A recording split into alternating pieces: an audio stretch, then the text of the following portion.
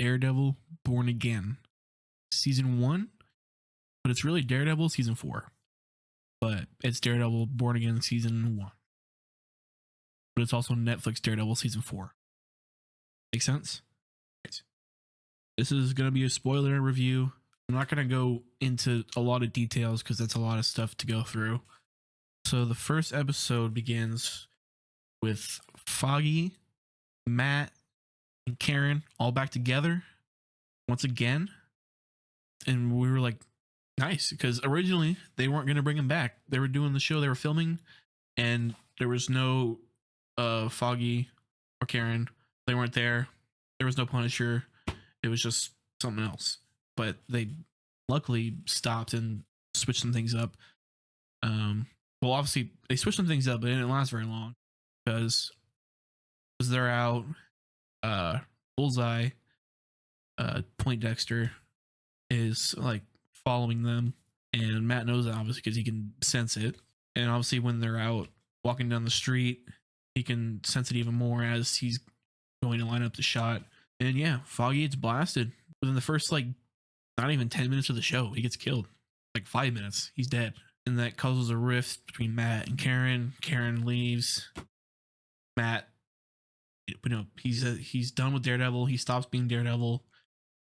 And they do those news segments with like people, and people are like, people are like, what happened to Daredevil? Like, where is he? We need him. Blah blah blah blah. But Matt just stopped after that because yeah, he couldn't save Foggy. And also when Daredevil was fighting Bullseye on the top of the building, he was just listening in on Foggy's heartbeat while they were fighting. And he was doing his regular thing, no killing. But then once his heart stopped, he threw him off a building like 5 stories. He hits the ground. You think he's dead, but of course he's not dead. He survives. But yeah, Matt was ready to kill that guy. And then after that, throws away the suit. He doesn't throw it away, but he stops wearing it, stops doing the Daredevil thing, focuses more on being a lawyer. And that's when the White Tiger stuff comes into play. Well, first, actually, let me talk about Fisk. Because in the beginning, Fisk and Matt have a scene where they're at a diner together, basically saying to each other, like, I'm watching you, but as long as we stay in your lane, we're not gonna bother. We're not gonna bother each other. That's basically what they say. And Fisk becomes mayor. Obviously, he's the mayor. So back to the White Tiger, Hector Ayala, I believe is his name. He's a vigilante who was being targeted because Fisk's whole thing is like no vigilantes, going after all the vigilantes. So White Tiger, he wears a white tiger suit. Obviously, it's like Black Panther, but if it was white, kind of. It's not made of vibranium, but it's like kind of similar in a way. And he has like superhuman strength and endurance and stuff like that when he's wearing this amulet that he has. But without the amulet, he's just a normal person like all of us. And he sees 2 guys roughing up this other guy down in the subway. He jumps in, to save the guy. He fights the 2 dudes. Eventually, the fight ends with one of the dudes getting thrown in front of a train. And to find out that the 2 dudes beating up the other guy were cops, or like undercover cops. So he ends up needing to go to court. That's why he ends up needing a lawyer, and that's where Matt comes in. Matt takes the case, and luckily enough, Matt at some point pulls out the fact that he is the White Tiger, and he's like, if my client was purposefully going out there to like fight cops and stuff, don't you think he would be wearing his amulet that gives him superpowers, basically make him like unstoppable? And that's not the sole thing, but that was like one of the big things. But like he eventually gets the conviction off by not guilty. So they do that, and then unfortunately someone from Fisk's task force, he has like a little task force put together of like crooked cops and stuff that basically, funny enough, are like, I guess not because it's the mayor telling them what to do. It's not vigilantism, but it's basically just vigilantism because they're doing it off the record. It's saying it's just like a kind of, because like, do you don't even know what you're doing, bro? I think he just has a problem with the costumes. Devil horns and spider men and tigers that can fight with amulets. But it's yeah, it's just yeah, man. Fisk, like, this is so close to Netflix. He's crazy. Honestly, not as crazy like in the show, since he's like the mayor and he's around all these people. He's got to restrain himself. But by the end of the season, when it's just like he's fully in power, he lets it all out. And as we'll talk about later, he smashes some dude's head together with his hands. But another big thing is we find out eventually that Vanessa Fisk hired Poindexter Bullseye. She gets him out of prison, says you kill Foggy. Because they found out that Foggy had found that there is a dock in the city somewhere where, like, I don't know, something weird happened where there's like the jurisdiction of stuff just goes around it. So anything that happens in there just like it's just off the record. Like there's nothing that can be done about it. And Foggy had found that out. They knew that, so they took him out. Because obviously with that dock, they're gonna be shipping all kinds of stuff, making tons of money. I'm probably not doing it justice describing it, but that's basically like the gist of it. Yeah, so Fisk obviously throws the city in martial law. He's sending his task force after people who don't agree with him and stuff like that. He's on TV, he's going to shows where kids are singing him songs and stuff like that, but on the inside he just wants to murder somebody.